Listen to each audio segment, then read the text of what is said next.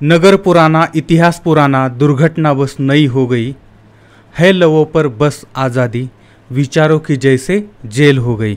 हुकूमत हमारी जहाँ विराजे भूमि वहाँ की लाल हो गई। दिल्ली है दिल वालों की कहावत जिसकी अखबारों में वो भी बदनाम हो गई। दिल वालों की दिल्ली दिलदारों की दिल्ली दिलवाल्यांची दिल्ली। आता या दिल्लीमधलं शहाबाद डेअरीचा परिसर आहे। या परिसरामध्ये एक गल्ली आहे। वार होता, रविवार, बाजाराचा दिवस होता, लोकांची ये जा चाललेली होती। अचानक एक मुलगा एका मुलीला मारहाण करायला लागतो आणि बाजूच्या टॉयलेटच्या भिंतीवरती तिला ढकलतो। हातामध्ये चाकू घेऊन त्या मुलीवरती हल्ला करायला लागतो। आजूबाजूचे लोक घाबरतात, पाहतात, पळायला लागतात।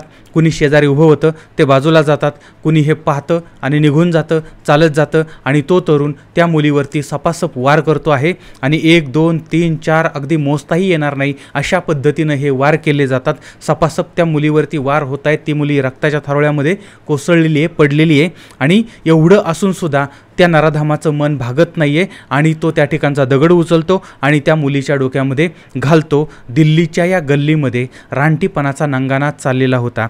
तिला दगडानं ठेचलं जात होतं, लाथा मारल्या जात होत्या आणि नंतर ती मरण पावलेली आहे आणि त्या ठिकाणी तो तरुण बिनधास्त तिथून निघून जातोय।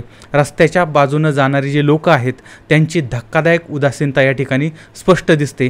शेजारून जाणारे लोक या हल्ल्याची घटना आहे ते पाहत होते, मात्र यातून त्या मुलीला वाचवण्याचा कोणीही प्रयत्न केलेला नव्हता। कोणाचंही तिला वाचवण्याचं धाडस झालेलं नव्हतं आणि लोक त्या बाजूला वळसा घालून बघत पुढे जात होते, पण कुणी अडवायला आलेलं नव्हतं। आरडाओरडा करणाऱ्या त्या साक्षीचा आवाज कुणालाही ऐकू जात नव्हता आणि ज्यांना ऐकू जात होता ती लोक बाल्कनीमध्ये आली, खिडक्यांमधून पाहायला लागली आणि हे असंस्कृत हत्याकांड पाहून या लोकांनी त्यांचे खिडक्या आणि त्यांचे दरवाजे बंद करून घेतले। अरे त्या मुलीच्या कवटीला तडे गेले होते, तिची कवटी बाहेर आली होती, डोळं बाहेर आलेले आहेत, चेंदामेंदा झालेला आहे, शरीराची चाळण झालेली आहे आणि ही कोणत्या चित्रपटाची स्टोरी नाही आहे, कोणत्याही हॉरर चित्रपटाची स्टोरी नाही आहे, तर आहे एक लाईव्ह मर्डरची ही कहाणी। आता या ठिकाणी हत्या करून तो तरुण फरार होतो आणि मृतदेह त्याच ठिकाणी पडलेला असतो। लोक येत आहेत, लोक जात आहेत, लोक पाहत आहेत आणि पुन्हा जात आहेत।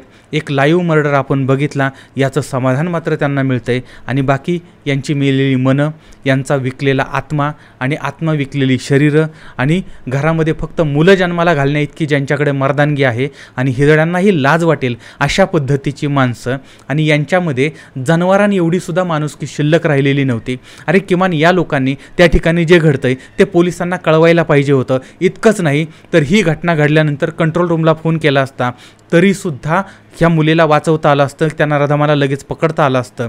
पण माणुसकीचाच अभाव असणाऱ्या लोकांकडून काय अपेक्षा ठेवणार।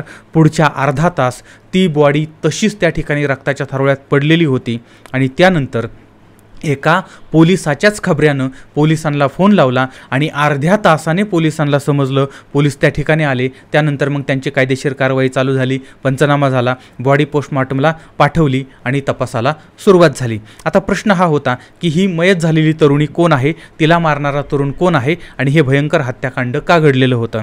आता दिल्लीतील शहाबाद डेअरी जी आहे त्या बाजूला जे कॉलनी आहे त्या भागामध्ये राहणारी साक्षी नावाची एक 16 वर्षाची मुलगी आहे आणि ती नुकतीच 10वीची परीक्षा तिने दिलेली आहे आणि तिला वकील व्हायचं आहे आणि घरचे आईवडील जे आहेत ते आणि त्याचा भाऊ अशा पद्धतीने यांचा हा परिवार आहे आणि वडील जे आहेत ते गवंडी काम करतायत। घरची परिस्थिती अत्यंत गरिबीची आहे आणि याच परिसरामध्ये नीतू नावाची एक महिला राहते आणि त्या महिलेचे पती जे आहेत ते जेलमध्ये आहेत आणि साक्षी आणि नीतू या दोघींची चांगली मैत्री आहे आणि पाठीमागच्या काही दिवसापासून काही कारणांनी साक्षी जी आहे ती नीतूच्या घरी राहत होती।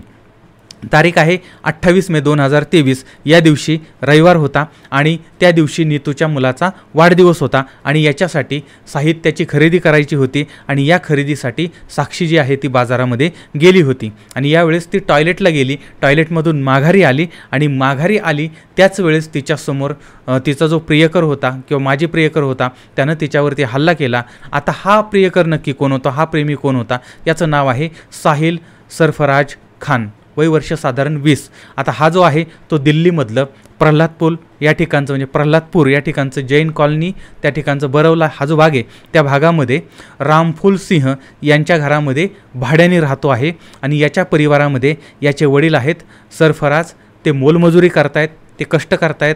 आई आणि बहीण जे आहेत, म्हणजे त्याला आई आणि 3 बहिणी आहेत, तर हे आई आणि बहीण जे आहे ते स्टेशनरीचं दुकान चालवत आहेत आणि साहिल जो आहे तो फ्रीज आणि AC दुरुस्त करण्याचं काम करतो आहे. त्याचबरोबर ती इंस्टाग्रामवरती त्याचे रीळ बनवण्याचं वगैरे काम पण तो करतो.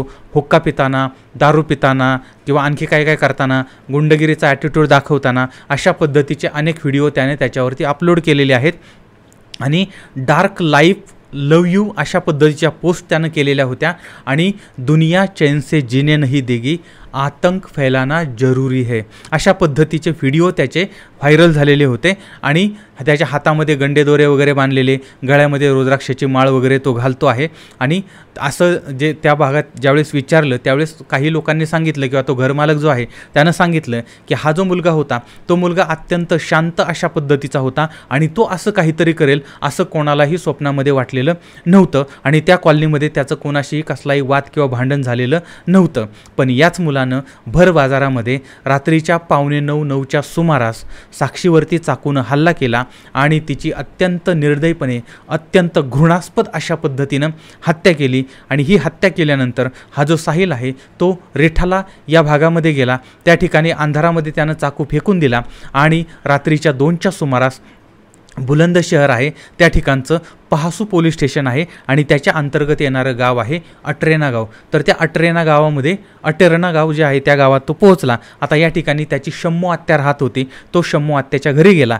आता एवढ्या रात्री आता त्यांनी दरवाजा उघडला आणि हा आत शिरला आणि विचारलं, अरे बाबा एवढ्या रात्रीचं तू कशा काय? त्यावेळेस त्यानं सांगितलं की माझ्या मित्राचं लग्न होतं, त्या लग्नाला मी आलो होतो आणि आता मला झोपायचं आहे, मला आता झोप आली. आणि त्यानंतर तो साहिल जो आहे तो झोपायला गेला आणि सकाळी लवकर उठला. आता आत्याचा मुलगा जो होता त्याचं नाव आहे अमन त्याच्याकडे आला आणि मग नाश्ता वगैरे काय वगैरे त्याला विचारायला लागले. तर ह्यानं सांगितलं मला काय भूक नाही आहे. आणि साहिल जो आहे तो निराश होता, त्याला काही भूक नव्हती आणि अत्यंत गंभीर दिसत होता. आता याच्यामुळे ती जी आत्या आहे त्या आत्याला शंका आली, या पोरानं काय भानगड करून आला की काय. आणि त्यानंतर मग तिनं तिच्या भावाला म्हणजे साहिलच्या वडिलांना फोन लावला आणि साहिल रात्री आलाय, नक्की काय झालंय आणि अशा पद्धतीनं ते विचारत होते. आता ज्यावेळेस त्या बहिणीनं भावाला फोन लावला त्यावेळेस साहिलच्या वडिलांकडे अगोदर पोलीस आले होते आणि सगळ्यांचे फोन नंबर हे सर्व्हिलन्सवरती ठेवलेले होते. आणि त्यामुळे मग साहिल कुठं आहे काय आहे याच्याबद्दलचं सगळं लोकेशन समजलं आणि दिल्ली पोलीस सोमवारी दुपारी 2च्या सुमारास त्या गावापर्यंत पोहोचली आणि त्यांनी साहिलला ताब्यात घेतलं. त्यानंतर पहासू सामुदायिक आरोग्य केंद्र आहे त्या ठिकाणी त्याची वैद्यकीय तपासणी करण्यात आली आणि मग दिल्ली पोलिसांनी त्याला अटक केली. आणि या साहिलने जे काही घडवलं होतं हे जेव्हा त्या आत्याला समजलं, तिच्या घरच्यांना समजलं की या बाबानं अशा पद्धतीनं घृणास्पद कृत्य केलेलं आहे, त्यावेळेस मात्र त्या लोकांच्या पायाखालची जमीन सरकली. आणि दुसऱ्या बाजूला बघा, त्या साहिलनं ही हत्या केल्यामुळे त्याच्या आईवडिलांना आणि त्याच्या बहिणीला त्यांचं राहतं घर सोडायला लागले आणि आता ते घर बंद आहे, त्या घराला कुलूप लावलेलं आहे आणि त्या साहिलला ताब्यात घेतलं आहे. त्याच्यावरती कायदेशीर कारवाई चालू झालेली आहे आणि त्यांचा परिवार जो आहे तो आता विस्थापित झालेला आहे. आता दुसऱ्या बाजूला त्या साक्षीच्या आईवडील जे आहेत त्यांची अवस्था अत्यंत बिकट झालेली आहे. स्वतःच्या मुलीला मुलगा समजून ते आईवडील तिला शिकवत होते, तिला वकील बनवण्याचं स्वप्न बघत होते, पण त्याच मुलीची अत्यंत निर्दयीपणे ही हत्या झाली होती. आणि त्या आईवडिलांची आर्थिक परिस्थिती इतकी बिकट होती की अक्षरशः त्या मुलीच्या अंत्यसंस्कारासाठी वर्गणी काढायला लागली होती आणि मुलीच्या अंत्यसंस्कारानंतर कुटुंबीय स्मशानभूमीमधून बाहेर पडत होते. त्यावेळेस त्या आवारामध्ये काम करणारा जो कर्मचारी आहे त्यानं त्याची काही फी वगैरे होती ती काहीतरी 3,500 रुपये होती आणि ती त्यांना मागितली. आता हे पीडितेच्या वडिलांना देणं शक्य नव्हतं. त्यांनी हात जोडून विनंती केली आणि सांगितलं की तू पैसे कमी कर. त्यानंतर आजूबाजूच्या लोकांनी वर्गणी काढली आणि ती जी फी आहे काय होती ती 3,000 रुपये वगैरे भरली. मग त्यानंतर आता या प्रकरणावरती आता हे सगळं घडलेलं आहे. या प्रकरणावरती राजकीय आणि सामाजिक वातावरण जे आहे ते ढवळून निघालेलं आहे. राजकीय नेते, सामाजिक धार्मिक संघटना यांनी आपापली प्रतिक्रिया द्यायला सुरुवात केलेली आहे. पण प्रश्न हा निर्माण होतो की ही हत्या का करण्यात आली होती. तर साक्षी ही केवळ 16 वर्षाची तरुणी होती आणि 10वीची परीक्षा तिनं दिलेली होती आणि काही वर्षापूर्वी तिचा एक बॉयफ्रेंड होता, त्याचं नाव होतं प्रवीण आणि त्याच्याबरोबर ती ही रिलेशनशिपमध्ये होते. त्याच्यानंतर काही काळानं काही कारणांनी या दोघांच्यामध्ये ब्रेकअप झालं आणि हे दोन प्रेमी जे आहेत ते वेगळे झाले आणि त्यानंतर मग हिची मैत्री ही साहिलबरोबर ती झाली आणि आता ती साहिलबरोबर ती रिलेशनमध्ये राहायला लागली होती. काही काळ ती त्याच्याबरोबर ती रिलेशनमध्ये होती आणि नंतर मग ती साहिलपासून दूर जायला लागली. साहिलच्याही लक्षात आलं की आपण जिच्यावरती प्रेम करतोय ती आता तिच्या पूर्वीचा जो प्रेमी आहे त्या प्रेमीच्या संपर्कामध्ये आहे आणि आता तिनं पुन्हा त्या प्रवीणबरोबरचे संबंध सुरू केलेले आहेत. आणि त्यामुळे मग साहिल आणि साक्षी यांच्यातल्या वादाला सुरुवात होते आणि साक्षी त्याला टाळाटाळ करायला सुरुवात करते, इग्नोर करते आणि ही बाब याला सहन होत नाही, याला ती खटकते. आणि मग त्यानं त्या साक्षीला धमकी दिली होती की तू त्या मुलाबरोबर ती बोलू नको, त्याच्याबरोबर ती रिलेशन ठेवू नको. पण ही तरुणी ऐकायला तयार नव्हती आणि तिनं सांगितलं होतं की म्हणजे तिनं स्वतःच्या हातावरती त्या प्रवीणचं नाव वगैरे पण नोंदवून घेतलं होतं आणि हिनं त्या साहिलला सांगितलेलं होतं की तू माझ्या नादी लागू नकोस. आणि या गोष्टीमुळे त्या साहिलच्या रागाचा पारा जो आहे तो चढत चाललेला होता. आणि हत्येच्या 4 दिवस अगोदर हे भेटले होते एकमेकांना, त्यावेळेस पण यांच्यामध्ये बाचाबाची झाली होती. आणि त्याच्यानंतर आदल्या दिवशी म्हणजे शनिवारी पुन्हा हे दोघं भेटले होते आणि यावेळेस त्या साक्षीनं साहिलला सांगितलं होतं की तू माझा पाठलाग करणं सोडून दे, नाही तर मी पोलिसांमध्ये जाईल, तुझ्या विरोधामध्ये तक्रार दाखल करेल. आता याच्यामुळे तर याला अजूनच राग आला आणि त्यानं साक्षीची हत्या करण्याचा निर्णय घेतला होता. आणि अशी पण माहिती मिळते की याच्यासाठी त्यानं 15 दिवसापूर्वीच चाकू खरेदी केलेला होता. आणि रविवारी जो आहे तो हा साहिल त्या साक्षीच्या मागावरती होता.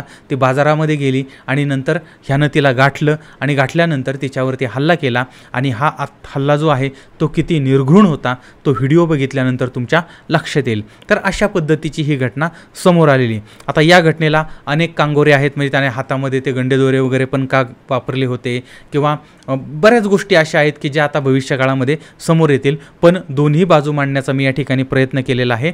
आणि माझी तुम्हालाही सगळ्यांना विनंती आहे की ह्या प्रकरणामधून पुन्हा अजून जटिल प्रश्न निर्माण होणार नाहीत याची आपण काळजी घेतली पाहिजे. आणि याबद्दलचं तुमचं मत काय ते सुद्धा, तुमची प्रतिक्रिया काय ते सुद्धा तुम्ही कमेंट बॉक्समध्ये जरूर कळवा. आता या प्रकरणात साहिल दोषी आहे, त्याला कठोरात कठोर शिक्षा झाली पाहिजे आणि अशा पद्धतीने परत कोणीही करणार नाही अशी जर शिक्षा झाली तरच अशा घटना आपल्याला टाळता येऊ शकतात. दुसरी गोष्ट, आता हे आपण बोलू शकतो की बाबा कठोरात कठोर शिक्षा झाली पाहिजे, पण जे संबंधित विधिमंडळ आहे, न्यायमंडळ आहे, त्यांनी याचा विचार केला पाहिजे. कारण अशा पद्धतीनं एखाद्या तरुणीला मारणं हे जनावरांनाही लाज वाटेल अशा पद्धतीचं कृत्य आहे. आणि असं कृत्य करणाऱ्यालाही तशा पद्धतीची शिक्षा झाल्याशिवाय या गोष्टीला आळा बसणार नाही. याची पुन्हा एकदा न्यायपालिका आणि विधिमंडळाला विनंती करतो की त्यांनी याच्यावरती विचार करावा. आमच्यासारखे सर्वसामान्य माणसं फक्त विनंती करू शकतात. दुसरी गोष्ट, मुलींनी आता स्वतःचं रक्षण स्वतः केलं पाहिजे. आपला समाज इतका शंड बनलेला आहे, त्यांच्याकडून मदतीची अपेक्षा करणं चुकीचं आहे. म्हणजे पुरातन काळामध्ये ज्यावेळेस त्या द्रौपदीचं वस्त्रहरण होत होतं त्यावेळेस श्रीकृष्ण त्या ठिकाणी तिची लाज वाचवण्यासाठी आले होते किंवा तिला वस्त्र पुरवण्यासाठी आले होते. पण आज समाजामध्ये कुणीही पुढे येणार नाही. आज हेच उदाहरण बघा ना, समोर त्या मुलीला मारलं जातं, लोक तमाशा बघत होते पण लोक पुढं आलेले नाही आहेत. आणि काही वेळेस काय होतं की एखादा माणूस बुडतो, एखादा माणूस मरतो, एखाद्याला प्रॉब्लेम येतोय, लोक त्याचे व्हिडिओ काढत बसतात, त्याचे फोटो काढत घेतात, सेल्फी काढत बसतात आणि याचा तमाशा करतात. त्यामुळे लोक आपल्या मदतीला येतील, लोक आपल्या अडचणीला येतील अशी अपेक्षा करणं म्हणजे बैलाकडून दुधाची अपेक्षा करणं आहे. आणि त्याच्यामुळे प्रत्येक मुलीनं स्वतः सक्षम झालं पाहिजे, प्रत्येक मुलीनं स्वतःचं संरक्षण स्वतः केलं पाहिजे. या शंडांकडून बिलकुल अपेक्षा ठेवू नका. समाज हा पूर्णपणे शंड झालेला आहे असं या सगळ्या प्रकरणावरून दिसतंय. तिसरी गोष्ट, शिक्षण घेणाऱ्या विद्यार्थ्यांनी आपलं लक्ष फक्त शिक्षणावर दिलं पाहिजे, करिअर बनवलं पाहिजे. बाकीच्या गोष्टी ज्या आहेत त्याच्यासाठी संपूर्ण आयुष्य आहे. आणि जाता जाता आपल्या भारतातल्या आणि आपल्या प्रत्येक मुलीला माझी नम्र विनंती आहे की तुम्ही फक्त तुम्ही नाही आहात हे लक्षात ठेवा. तुम्ही म्हणजे तुमच्या आईच्या कपाळाच्या कुंकवाची इज्जत आहात.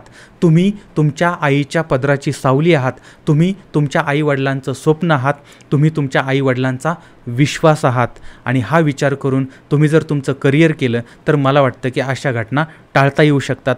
बरं, आता याबद्दलचं तुमचं मत काय ते सुद्धा मला जरूर कळवा. पुन्हा भेटूया पुढच्या भागामध्ये एका नवीन क्राईम स्टोरीसह. तोपर्यंत धन्यवाद.